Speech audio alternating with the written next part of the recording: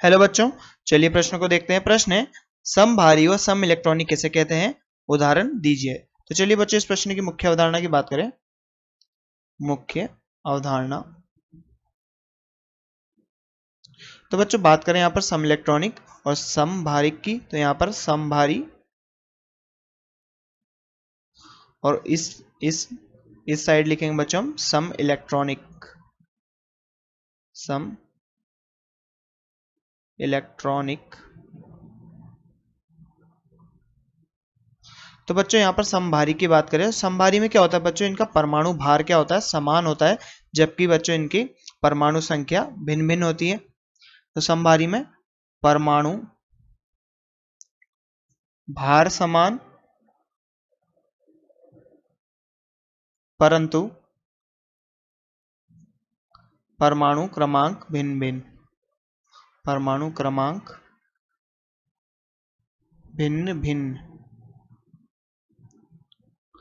अब बच्चों यहाँ पर बात करें समभारिक की, तो समभारिक में बच्चों इलेक्ट्रॉन, प्रोटॉन और न्यूट्रॉन की संख्याएं भिन्न भिन्न होती है। प्रोटॉन, इलेक्ट्रॉन व बच्चों न्यूट्रॉन की संख्या भिन्न भिन्न होती है।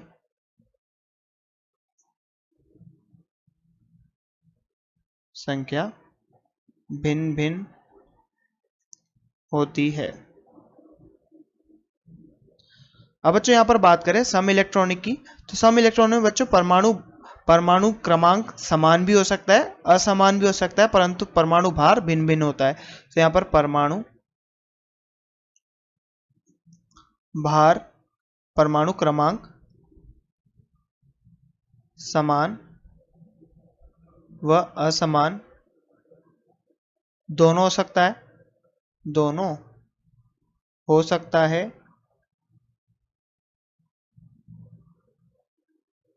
परंतु परमाणु भार भिन्न भिन्न। परमाणु भार भिन्न भिन्न।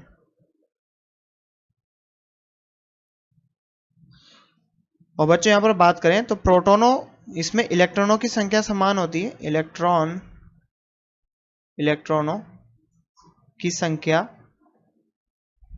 तो सदैव समान होगी, तो सदैव समान, परंतु बच्चों प्रोटॉनों की संख्या समान हो भी सकती है और नहीं भी, कुछ कुछ उदाहरणों में होती है और कुछ कुछ उदाहरणों में नहीं होती। प्रोटॉनों की संख्या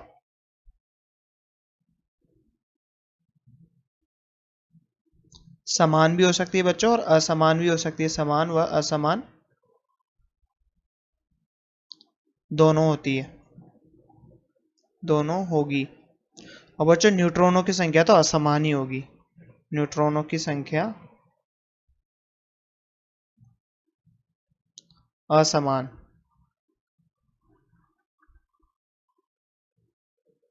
अब बच्चों बात करें यहाँ पर उदाहरण की, तो इसका क्या उदाहरण होगा बच्चों, समभारी के उदाहरण की बात करें तो इसके उदाहरण तो बच्चों समभारिक में परमाणु भार जैसे कि समान होता है। तो यहाँ पर बात करें बच्चों किसकी, आर्गन की। आर्गन 18 40।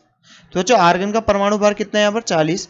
और इसी प्रकार बच्चों यहाँ पर कैल्शियम का परमाणु भार होता है 20 40।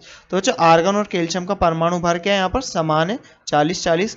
अब बच्चों उदाहरण की बात करें सम इलेक्ट्रॉनिक के उदाहरण की, तो यहाँ पर क्या उदाहरण हो सकते हैं, उदाहरण। तो बच्चों पहले हम बात करें जिसमें परमाणु क्रमांक, यहाँ पर क्रमांक आएगा बच्चों, क्रमांक, परमाणु क्रमांक समान हो। तो बच्चों पहले हम उदाहरण की बात करें जिनमें परमाणु क्रमांक समान होंगे। परमाणु क्रमांक, तो बच्चों जिनमें परमाणु क्रमांक समान होंगे उसमें क्या इलेक्ट्रॉनों की संख्या भी समान होगी और प्रोटॉनों की संख्या भी समान होगी। तो इलेक्ट्रॉन व प्रोटॉन की संख्या समान।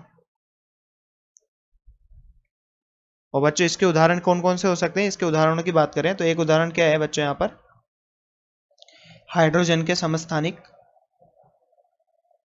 या H2 1H3, या बच्चों हम कह सकते हैं ऑक्सीजन के समस्थानिक O8 16 O8 17 O8 18। तो बच्चों ये तो हो गए जिनमें परमाणु क्रमांक समान होंगे, उसमें इलेक्ट्रॉन प्रोटॉन की संख्या समान होगी। और बच्चों ऐसी बात करें जिनमें सिर्फ परमाणु, यहाँ पर सिर्फ इलेक्ट्रॉन समान हो, ओनली सिर्फ इलेक्ट्रॉन समान, सिर्फ इलेक्ट्रॉन समान हो। तो बच्चों ऐसे कौन कौन से उदाहरण हो सकते हैं यहाँ पर?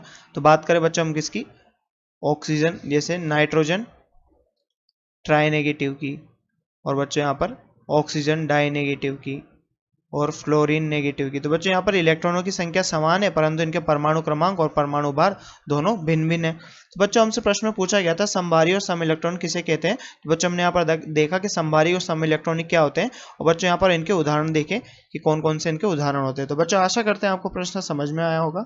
धन्यवाद।